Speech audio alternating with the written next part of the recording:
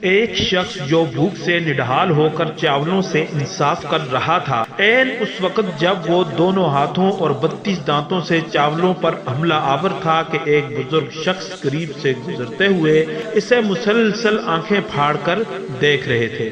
نوجوان نے محسوس کیا کہ بزرگ شاید بریانی والے چاولوں کی خوشبو کے سامنے گھٹنے ٹیک چکے ہیں، انہیں بھوک ستا رہی ہے، لہٰذا انہیں کیوں نہ دعوت دی جائے۔ نوجوان نے بزرگ سے کہا کہ تشریف لائیے، مل کر کھاتے ہیں۔ بزرگ نے انکار میں سر ہلاتے ہوئے کہا کہ آپ کا بہت شکریہ۔ تو نوجوان نے دریافت کیا کہ اگر چاول کھانے نہیں تو پھر کھا جانے والی نظروں سے کیوں دیکھ رہے ہیں؟ بزرگ نے کہا کہ کھا جانے والی نظروں سے نہیں بلکہ رشک، فخر اور ناز کرنے والی نگاہوں سے دیکھ رہا ہوں کہ تو کتنا خوش قسمت ہے۔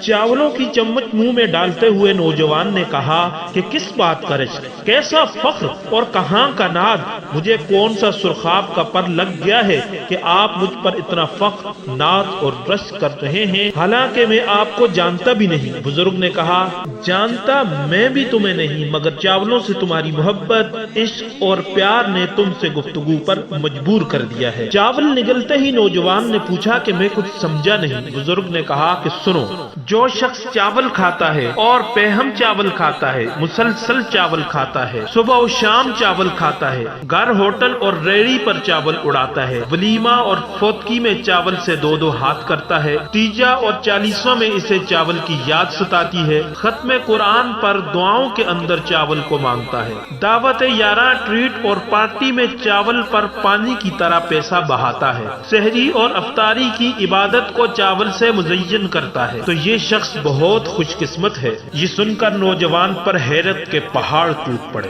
وہ گویا ہوا کہ وہ کون سی گیدڑ سینگی ہے جو چاول کھانے والے کو ملتی ہے۔ کیا آپ اس راز سے پردہ اٹھانا پسند کریں گے؟ بزرگ نے کہا جو شخص چاول کھاتا ہے اس کے گھر کبھی چور نہیں آتا، جو شخص چاول کا رسیا ہو اسے کبھی کتا نہیں کاٹتا، جو شخص چاول کا بھوکا ہو اسے بڑھاپا نہیں آتا۔ بزرگ کے منہ سے یہ حیرت انگیز فضائل سن کر نوجوان نے بریانی کی ایک اور پلیٹ کا آرڈر کرتے ہوئے کہا کہ وہ سب تو ٹھیک ہے، مگر آپ اپنے دعوے پر دلیل تو لائیے۔ بابا نے کہا کہ بالکل دلیل دوں گا، پختہ اور ٹھوس دلیل دوں گا، ناقابل تردید دلیل دوں گا، مگر اس دلیل کو سننے کی تم میں تاب ہونی چاہیے۔ بڑے دل اور مضبوط جگر ہی ایسی دلیل سہ سکتے ہیں۔ نوجوان کا ماتھا ٹھنکا اور وہ بولا کہ آپ بتائیں تو صحیح۔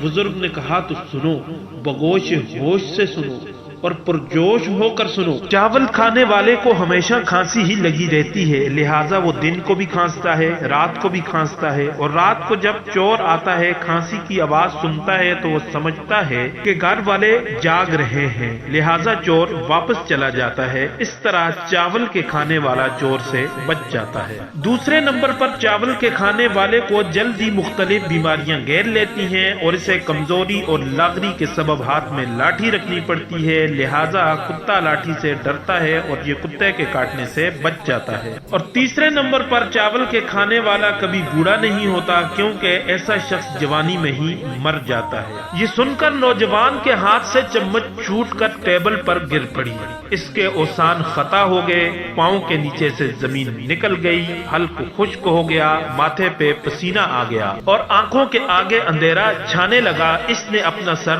پکڑ لیا۔ کچھ دیر بعد جب اوسان بحال ہوئے تو اس نے اوپر دیکھا تو وہ بزرگ جا چکے تھے۔